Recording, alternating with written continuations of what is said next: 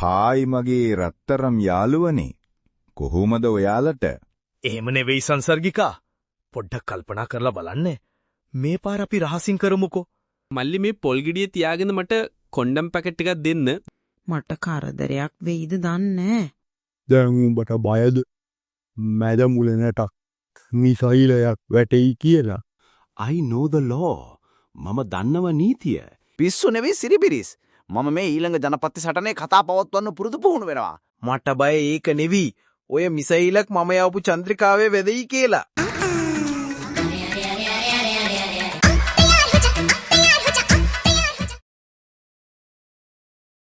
සංසර්ගිකා නංගි මොකද කියන්නේ? අපි රහසින් කරමුද? අනේ මට බයයි. මොකට බය වෙනමද සංසර්ගිකා? I know the law. මම දන්නව නීතිය. ඒක නිසා මාත් එක්ක හැප්පෙන්න බෑ ඔය එක බූරුවෙක්ටවත්. බය වෙන්න එපා. අපි රහසින් කරමු බබු. කමින්න ගලවට අංකල්.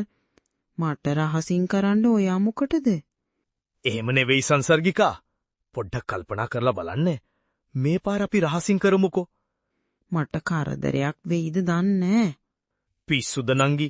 ඔයාට කරදරයක් වෙන්න දෙනවද මම? ඉතින් අනේම රහසින් කරන එක හොඳද? මිනිස්සු දැනගන්න ඕන නැද්ද තමන්ගේ නියෝජිතයා මොනවද කරන්නේ කියලා? මොන පිස්සුද නංගි? පොඩ්ඩක් කල්පනා කරලා බලන්න. හැමදේම ජනතාවට කියන්න ඕනේද? මම දැන් කරන සමහර දේවල් ජනතාව තියා මමවත් දන්නේ නැහැ. දැන් බලන්න මම ඉන්දියාවට ගිය වෙලේ මෝඩි අංකල් මට ගිවිසුම් වගේක් දීලා අත්සන් කරපන් කොළුව කිව්වා. බැලුවා මේ වයි තිබ්බේ ඉංග්‍රීසියෙන්. ඕන මගුලක් කියලා මම අත්සන් කරලා දැම්මා. අම්මපා මමවත් දන්නේ නැහැ අයිවයි මොනවද තිබ්බේ කියලා. ඕවා ගැන ඔච්චර හිතන්න එපා නංගි. ඔයාට තියෙන පොඩි දෙයයි. පුංචි മന്ത്രിලට රහසින් දාන සෙට් කරන එක විතරයි. අනික් ටික යාලා බලාගනි. හරි ඉතින් ඔච්චරම බල කරනවා නම් මම රහසින් කරන්නම්කෝ. හැබැයි මට මොනවා හරි කරදරයක් වුණොත් අයියා මාව බේර ගන්න ඕනේ. හරි. මම ඔයා ගැන බලා ගන්නම්කෝ. උසස් වීමද විදේශ ගමන්ද අරවද මේවද දෙන්නම්කෝ.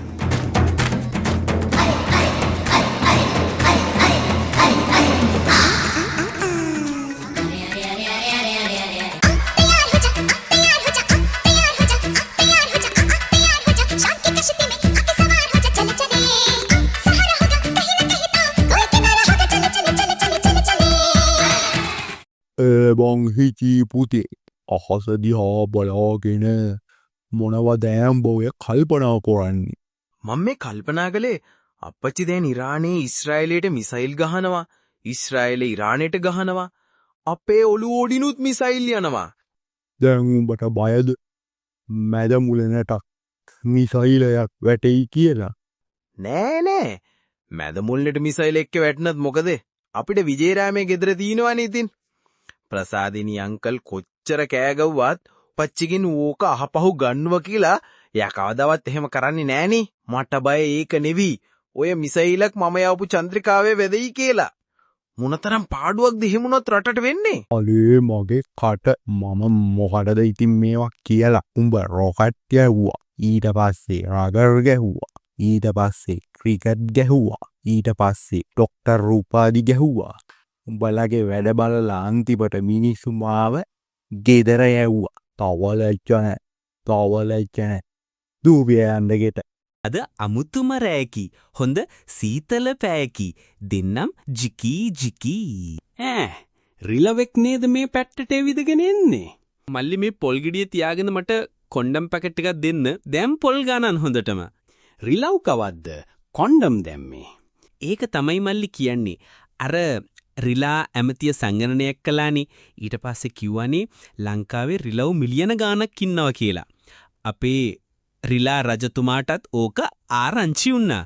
ඊට පස්සේ එයා කිව්වා උබලා ඔහොම බෝ වෙන්න ගත්තොත් කැලේ විතරක් නෙමෙයි රටෙත් ඉඩ නොඩි වෙනවා.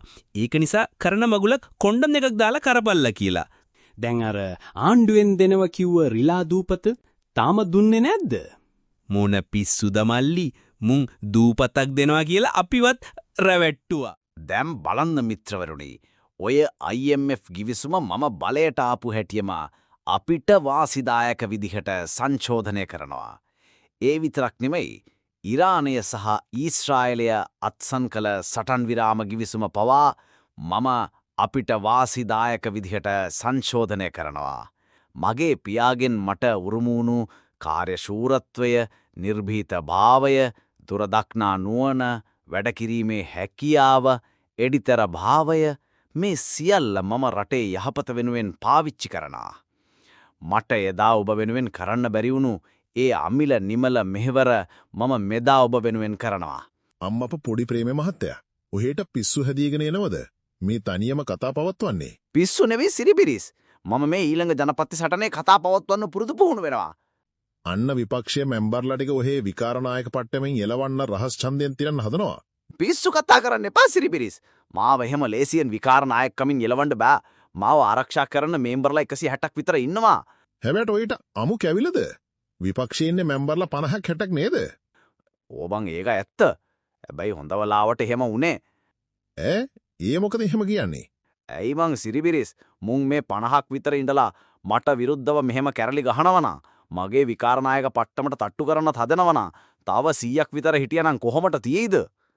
හැබැයි ඉතින් විපක්ෂයේ මොන මෙම්බර් එකටවත් බෑ මාව හොල්ලන්න. මේකට පැලවත්තේ මෙම්බර්ලා සෙට් එකම ඉන්නේ මාත් එක්ක. මගේ විකාරනායක පට්ටමට අත තියන්න විපක්ෂයක මෙම්බර් කෙනෙක්ට දෙන්න කියලා යාලා පොරොන්දු වෙලා තියෙන්නේ. අනේ අම්මේ. මෙහෙමත් මිනිසෙක්.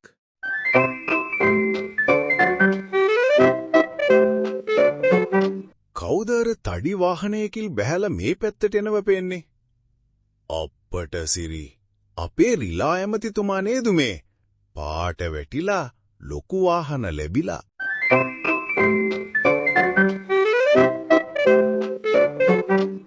ලොකු උන්නහේ.